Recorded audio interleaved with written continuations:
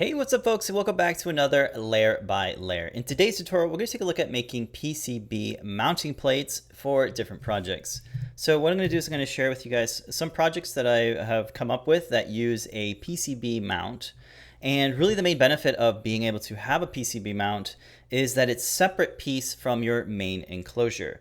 One of the benefits to having that is that if you ever need to make any changes to the internal positioning of your components, having a PCB mount is nice because then you're just having to 3D print the PCB mount instead of having to print all of the pieces to the enclosure.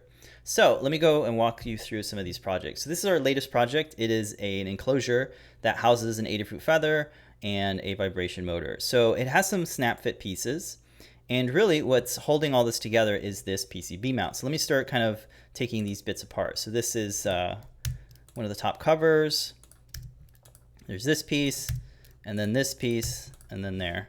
And this is our PCB mount. I'll also hide this diffuser. So what this PCB mount is, it's specifically designed to secure an Adafruit feather and an external little breakout board here. This is a motor driver. And they're all mounted with these hardware screws. There would be some hex nuts on the bottom here, but this is the general shape of the PCB mount. So the way it works is that there are a series of standoffs, and these 4 standoffs here are what actually get secured to the speaker cover. The speaker cover was hidden, so I need to bring it back out. So these long screws, they kind of go through the standoffs that are inside here, and they go through not just the speaker cover, but also this PCB mounting bit that's colored purple. And what's cool about this is that if I ever needed to adjust the motor driver, or I need to add more clearances to several things, I only need to print this PCB mount, and then I don't have to print the back or the front covering. Here's what the back cover looks like. It's a speaker back here. There. So these two snap together. That's why the screw doesn't need to go through this piece here, because they snap fit. So you can combine snap fit geometry along with these standoffs and these mounting bits. Pretty neat. Another thing that it does is it elevates the PCB from the mount so that you can have clearance for wires, components on the bottom of your PCB, and you can route different components under here. So that's really neat. All right, let's take a look at another one here. This is a PyBadge camera. It's a thermal camera, and this one has a completely different style of enclosure. You have a top here and a bottom here that kind of get snapped. They kind of clamp this this frame and this back cover here. So let's go ahead and try to take it apart. So I'll take the top off, and if you get a look inside there, you can kind of see the PCB mount. It's purple as well. Let's turn the bottom off as well. Now you can see here how these two pieces are clamping this frame to the cover, and the cover has like this bit of a snap fit feature, and there's like a nub here that that houses it and keeps it nice and secured when the two pieces are snapped on the top and the bottom. So I'll go ahead and hide the body frame and just stare at these parts here. So what's cool about this this particular mount is that I'm also using some additional hardware. These M25 standoffs. So if you need to have standoffs going this way and that way, a good way to avoid support material is to just have external standoffs. And that's, you can have your standard sizes here and make your PCBs, multi-dimensional like they are here. So this is really cool.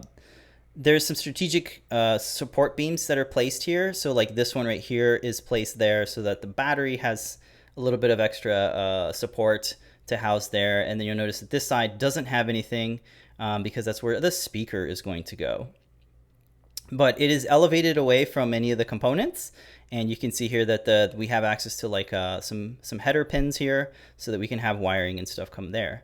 Another thing that's interesting about this particular one is, let's go ahead and hide the cover and just show that there's actually no screws being used to secure the PCB of the PyBadge itself. It just has these nubs. So if I hide the components, you can see that there are these nubs that just are built into these standoffs.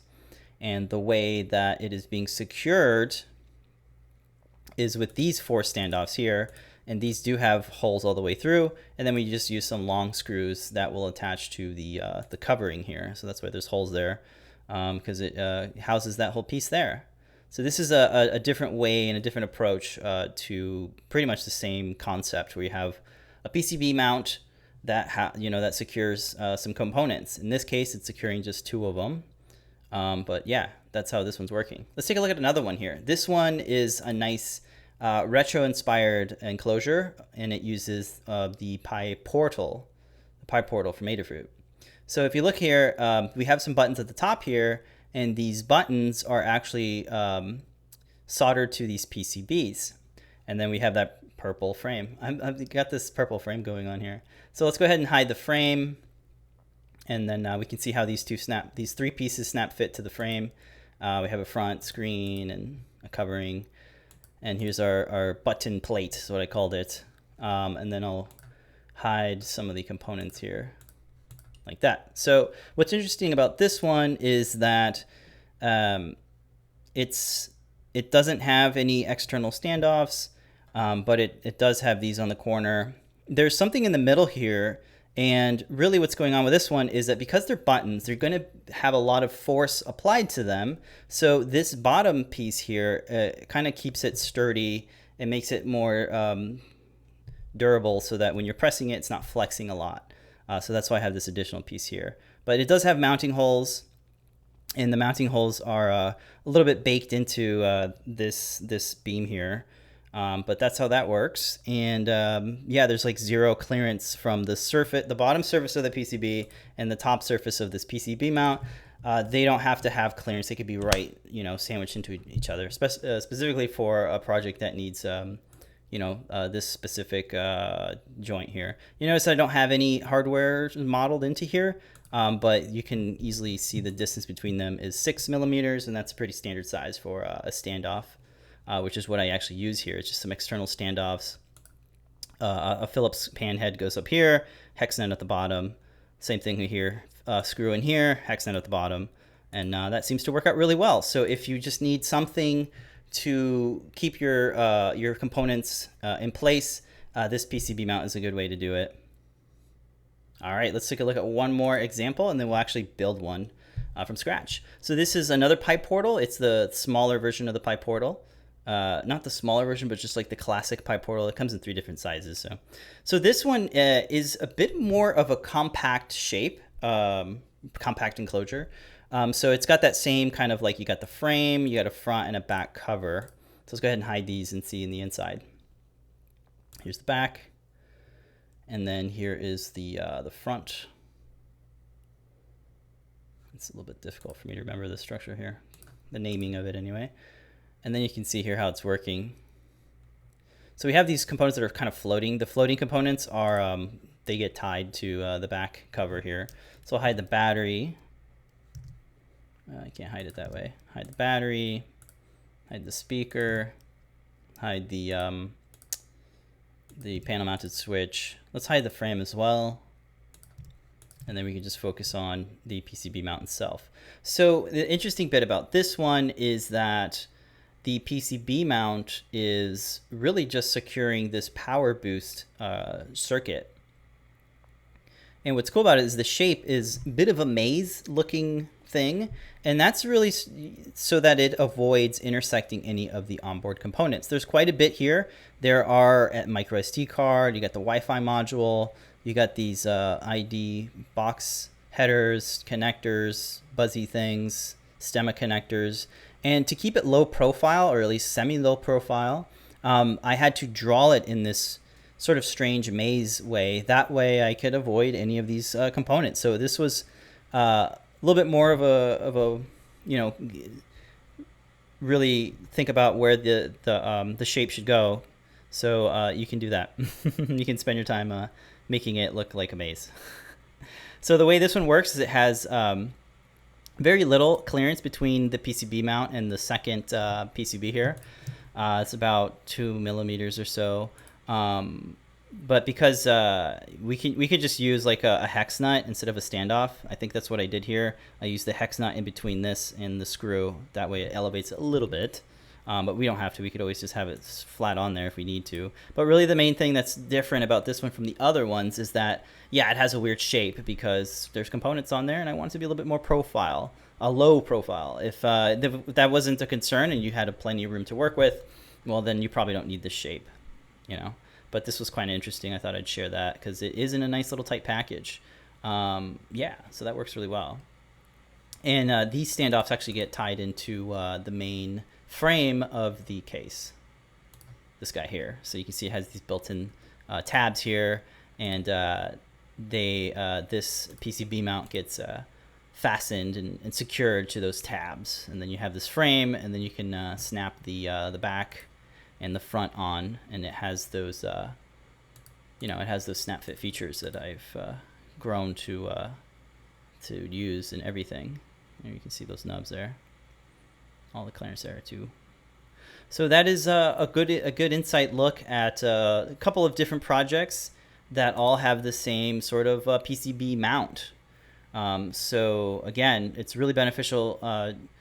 Really, if you want to if you just need to do small edits to the PCB frame, to the PCB mount, and then just keep the same enclosure.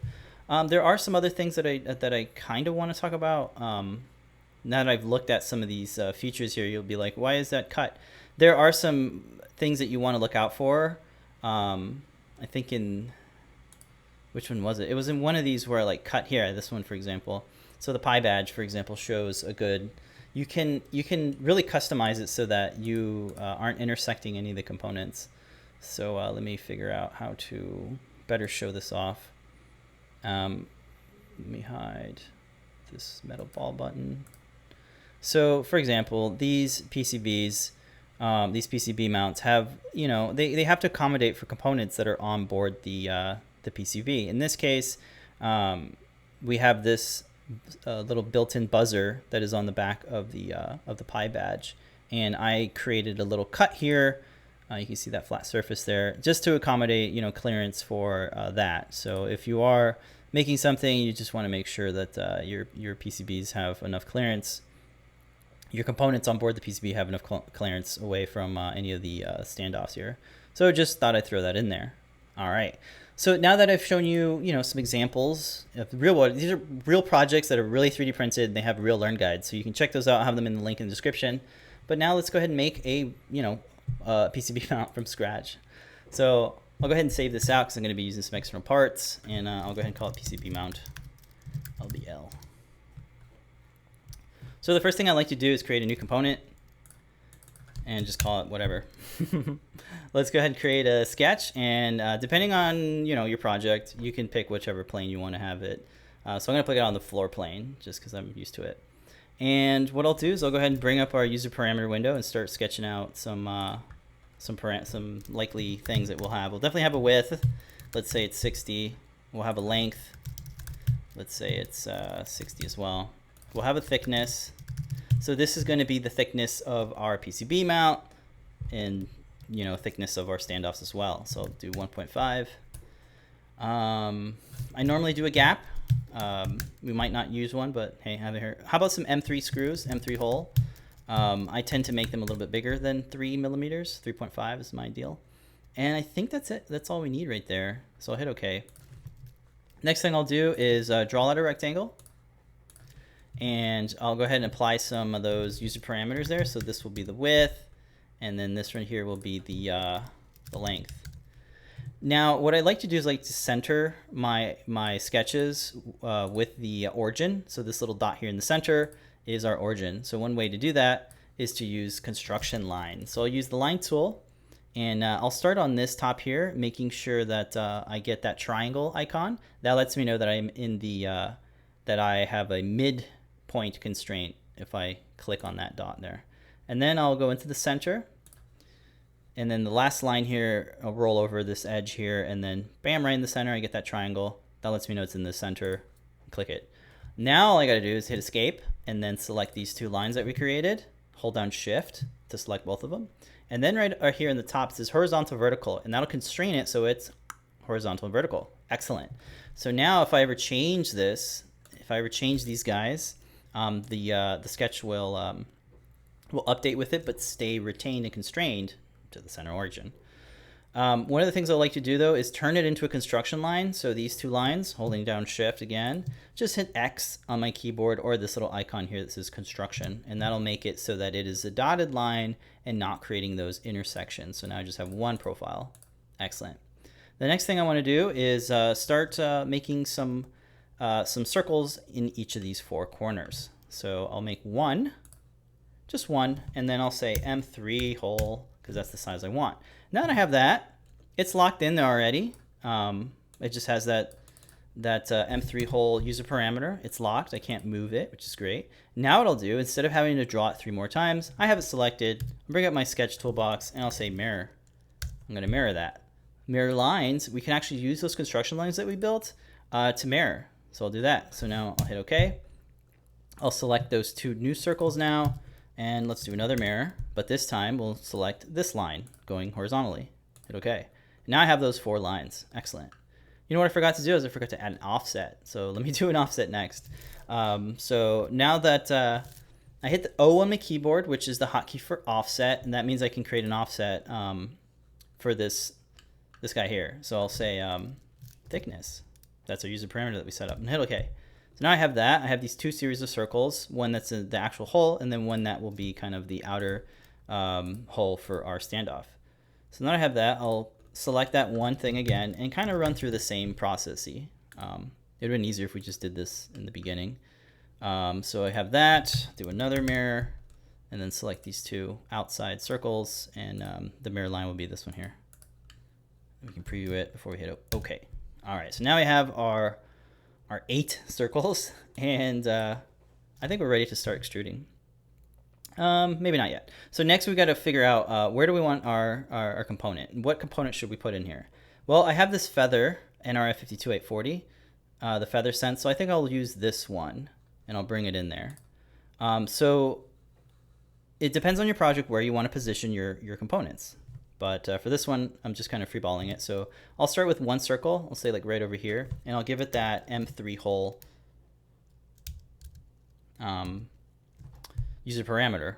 Now that I've placed it, there's nothing constraining it to anywhere. So I can just drag it, move it wherever I want. But I need to start figuring out where to place it. So what I'll do is I'll say I want this circle to be a certain distance away from this. I'm applying a sketch dimension. So let's say 10 for the sake of simplicity. And then from this center of the circle to this edge, let's do another 10. Excellent. At this point, we can create 4 circles. It depends on your PCB, right? This one has 4 mounting holes in a rectangular order. And I'll just go ahead and just use that one. Yeah. I'm still thinking in my head, like with the order of it. I think I'll go ahead and just do them all here, all 4 of them. So I'll get another circle here, M3 hole, and then what I'll do here is I want to actually draw a line that connects this circle to this circle. And then you can see here that I can move the other one. Oh, that was completely wrong. I don't know why I did that. But I deleted that line, and now I can drag this and then drop it on there, and hopefully that will stay locked in there. Okay, so now it's locked in there. Cool. I want this to be straight across, so I'll apply that horizontal vertical constraint, and there it is. Let's give this an actual dimension. So click that line, apply a dimension, and let's, for now, let's just say 10. I know it's not 10, but it's going to be something else. And then what we'll do is we'll create another circle using that same user parameter M3 hole, and then we'll kind of follow the same suit. So line from the center of that, and then to, let's say this one here. Select the line, constrain it horizontally or vertically. You can see here I can still move it, so that means I need to apply a sketch dimension to that line. Let's say 50 for now. Cool. That's a little bit too much. Let's go 40. And then we'll do our last circle, M3 again, and then I will connect it with the line, and one more up here. So then all I got to do is select these 2 lines, make them horizontally or vertically constrained, and that's it. And I have that. Now that I've done that, I now need to do some offsets to these. I wish Fusion would let me select multiple sketches, but I can't. So instead of putting 1, let's put that thickness, offset, thickness, offset, thickness. Guess what? Offset, thickness. Now we have that. Sweet.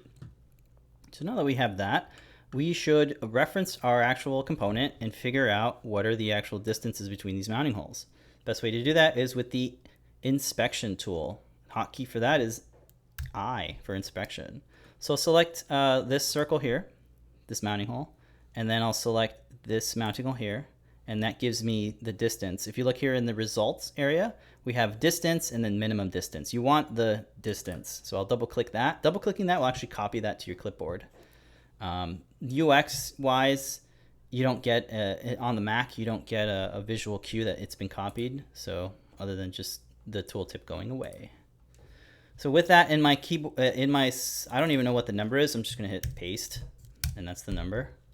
Yay! And then we'll go back in here into the feather, hit I on my keyboard, click on that, and then click on this circle, and then they'll give me the distance here. So it's 45.72. So come back in here. Let's double click on this sketch dimension and just paste that. We weren't too far off. So now we can kind of start fine-tuning our distance from our original mounting hole, and everything else will just kind of follow. So let's say we want this to be 6 and this to be 8. You can see that's working there. Now that we have that set up, you want to spend some time here organizing and cleaning up your sketch dimensions, because there's a lot going on here and we're just going to keep adding more stuff to it. So it really is helpful to clean up before it becomes too messy. So for example, one thing I could do is move this over here and push this one this way, and then just have these guys out here so I have easy access to them.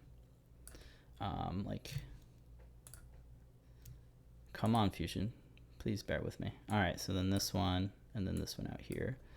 That's cool. I think that's about all we should do there. And then I'll hit, okay, so here's what's going on. We have this frame, but nothing is connecting this rectangle to our outer rectangle. So we need some way to connect them. So what I'll do is I'll just grab a line, and let's say I just want it to be in the center here and maybe straight out over here. Same thing over here. We'll do this side to that side, and let's go ahead and do this bottom as well. I like the midpoint constraints. They don't have to be, but they just are. They just work better this way, I think. And then right there. And you'll notice that they are already white, the lines, meaning that they don't have a dimension because they are being driven with the dimensions already applied to the inner frame here, the inner rectangle. So that's why they don't have any dimensions. You don't need them because they will change as you change the positioning of stuff. For example, if I change this 6 over here to 10, you'll see that it is just flowing with it. So that's really cool. We'll leave it like that now. Okay, so now that we have this and we're happy with our main sketch, we should start extruding stuff. So one of the things is that, you can't extrude a single line in the solid workspace. You actually have to go to the surface workspace. So with this surface workspace, we have an extrude here that's specifically for extruding surfaces. So with this extrude, you can extrude just lines. So I'm going to go ahead and select these lines. Just the lines, not the circles. And once I have them selected, I can start extruding like that. And you can see them that they look like that. So at this point, we want to use the thickness user parameter that we set up and hit OK. And if we bring open our bodies, you'll notice that they are not bodies, but they're named body. They are surfaces. So they're not, they don't have any thickness yet. So to give them a thickness, we can use the thickness command. It's under modify. It used to be under modify. Now it's under something else. So it's under create, thicken. If you can't find it, hit the letter S key and then type in thicken. We're going to use this one here, the top one. And what you want to do is select in the browser window. You can just select one, hold down Shift, select the last one. That used to work. Now it doesn't. So let's do that first and then hit thicken. It's this one. And look, it's already thick. Excellent. So what I'll do is change the direction from one-sided, because if it's one-sided, you can see kind of the effect that it's doing here. I kind of like this to be direction symmetric so that it is symmetrically being thickened. And I will apply our thickness, but I need to divide that by 2 because we're going thickness on this side and that side. So that's actually double our thickness. So I want to take half of our thickness so that our full thickness is 1.5 millimeters. So I get a little preview of that, make sure that the operation is set to new body, and just hit OK. Now what Fusion will do is hide all the surfaces and give me a new body. So this is a solid body now. You can add all sorts of features to it and things, and that's what we're going to start to do. So let's go ahead and bring back our sketch because it got hidden automatically. And we're going to start doing these extruding with not the surface, but the solid extrude. Now we can start switching over back to solid, extrude, and let's go ahead and select all these circles. Now, because we have a bunch of these lines that intersect it, well, we kind of have to do a lot of selecting. So we basically have to select all of the circles and the little pizza slices that came with it. If we have a bunch of them, it might make sense to create these circles in a different sketch. But if you do that, then you have to redraw some of the core sketches that is driving the positioning of these circles. So depending on how you want to spend your time, you can either spend your time drawing more sketches or just clicking. So now that we've talked, and now that we have that, we can actually extrude it up. It's default operation set to cut, so let's change it to join because that's what we want. And now we have that. So now this is where, how tall do you want your standoffs to be? In my case, I'm just going to go with 6 right now. Hit OK. So now that I have that, I need to actually create the holes next. So I could have just not select the inner stuff, but there could be some benefits to having this be 2 separate features in the timeline. So I'm just selecting these inner circles here. They are split into 2 pieces here, like a little Pac-Man, a little pie. So I just have to select those. And then we'll start extruding them to create our holes. All right, and one thing I like to do here with this is I'll change the extent from distance to object, and then just select any of the top surfaces here on any of these standoffs that we built. The operation automatically switches to cut, which is actually what we do want, and then we'll hit OK. So there is our PCB mount. Looking awesome here. Sweet.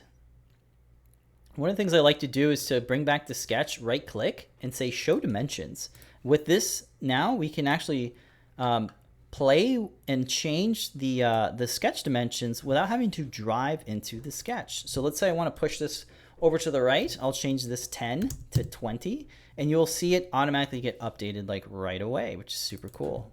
Hit it back to 10, and that's looking really cool. Now, what we can also do is open up our user parameter window and start playing around with the width and length. So let's say we want to make this bigger at 100. You can see it's stretching out there, and then 100, and it's stretching out there even more. Because of the way we set it up and the way we drew it, this is able to flow with the outer frame because of the constraints that we applied to them. So that's really cool. This can be really helpful too.